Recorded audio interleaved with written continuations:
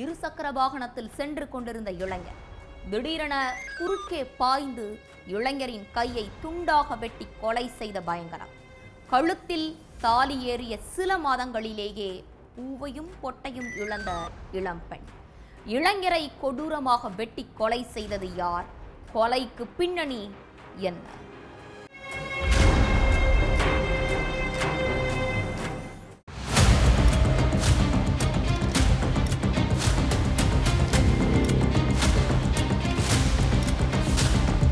கணவன் ராமச்சந்திரன் வீட்டிலிருந்து கிளம்பின கொஞ்ச நேரத்திலேயே மனைவி ஆர்த்திக்கு போலீஸ் கிட்ட இருந்து ஒரு போன் வந்திருக்கு.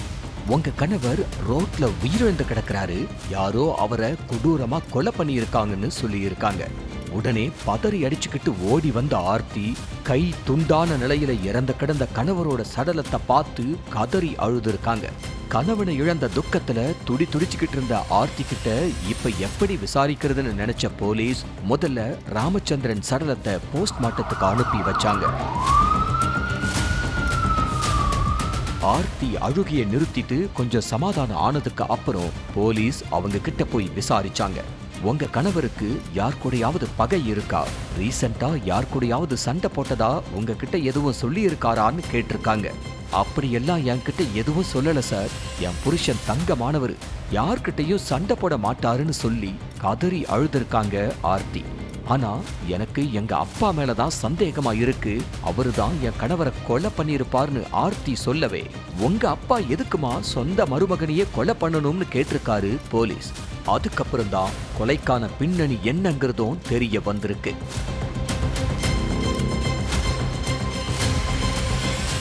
திண்டுக்கல் வத்தலகுண்டு பக்கத்துல உள்ள ராமநாயக்கன்பட்டி கிராமத்தை சேர்ந்தவர் தான் இந்த ராமச்சந்திரன். B.Pharm முடிச்ச ராமச்சந்திரன் பால் கறக்கிற வேலையை பார்த்துக்கிட்டு இருந்தாரு.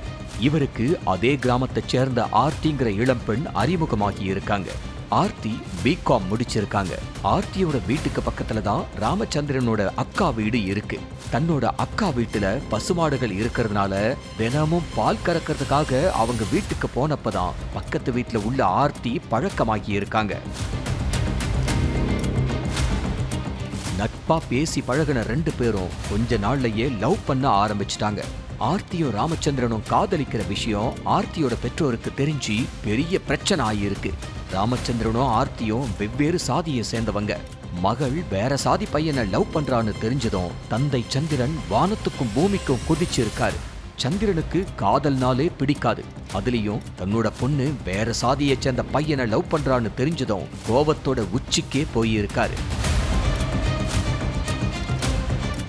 எவ்வளவு திட்டினாலும் எவ்வளவு அடிச்சாலும் என்ன சொன்னாலும் நான் காதலிச்ச பையனை தான் கல்யாணம் பண்ணிப்பேங்கிறதுல விடாப்பிடியா இருந்திருக்கிறாங்க ஆர்த்தி.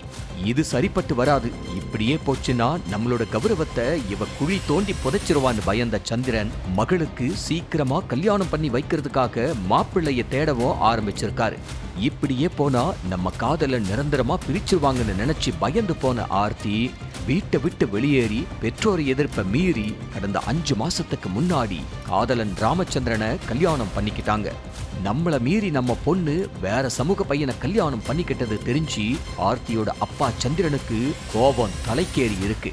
இதுக்கு நடுவுல வத்தலகுண்டு போலீஸ் சந்திரனுக்கு போன் பண்ணி ஸ்டேஷனுக்கு வர சொல்லவே சந்திரனும் அவங்க மனைவியும் போயிருக்காங்க.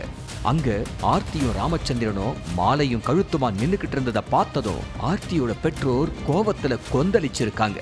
அடுத்து அங்கிருந்த போலீஸ்காரங்க அவங்கள சமாதானப்படுத்தி இருக்காங்க. ஆனா ஆர்த்தியோட பெற்றோர் எங்க பொண்ணு செத்துட்டா, இனி இவ யாரோ நாங்க யாரோன்னு சொல்லிட்டு அங்கிருந்து கிளம்பிட்டாங்க. அதுக்கப்புறம் மனைவி ஆர்த்திய தன்னோட வீட்டுக்கு கூட்டிட்டு போன ராமச்சந்திரன் கல்யாண வாழ்க்கைய சந்தோஷமா நடத்த தொடங்கி இருக்காரு. ஆனா இந்த சந்தோஷம் ரொம்ப நாள் நீடிக்கல. வேறொரு சாதி பையன் என் பொண்ணை தொட்டு தாலி கட்டினதை நினைச்சு கடும் கோபத்துல இருந்த சந்திரன் ராமச்சந்திரனை கொலை பண்ண 5 மாசமா திட்டம் போட்டிருக்காரு. ஆனா சந்திரனோட ஒவ்வொரு ஸ்கெட்சில இருந்து ராமச்சந்திரன் எஸ்கேப் ஆயிட்டாரு. அதனால டென்ஷனான சந்திரன் இதுக்கு மேலையும் பொறுமையா இருக்க முடியாதுன்னு தானே களத்துல இறங்கி இருக்காரு.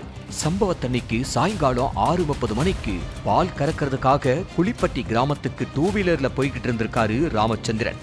இதை தெரிஞ்சுக்கிட்டு அந்த வழியா போன சந்திரன் கூட்டாத்து ஐயம்பாளையம் பெரியார் பாசன கால்வாய்க்கிட்ட மருமகனை வழிமறிச்சு நின்னு இருக்காரு. அடுத்து தான் மறைச்சு வச்சிருந்த அரிவாளை எடுத்து ராமச்சந்திரனோட கைய துண்டா வெட்டினது மட்டும் இல்லாம கால் மார்புன்னு கண்மூடித்தனமா வெட்டிட்டு எஸ்கேப் ஆயிட்டாரு சந்திரன். இந்த கொடூர சம்பவத்தை பார்த்து அங்கிருந்த பொதுமக்கள் சில பேரு போலீஸ்ல தகவல் கொடுத்தாங்க. அடுத்து அங்க வந்தவங்க ராமச்சந்திரனோட மனைவி ஆர்த்திக்கு போன் பண்ணி ஸ்பாட்டுக்கு வர வச்சு விசாரிச்சிருக்காங்க. அப்பதான் இந்த கொலை சந்திரன் தான் பண்ணியிருக்காருங்கிறது உறுதியாச்சு. அடுத்து சந்திரனை பிடிச்சு விசாரிச்சதுல நடந்த எல்லாத்தையும் ஒண்ணு விடாம சொல்லிட்டாரு.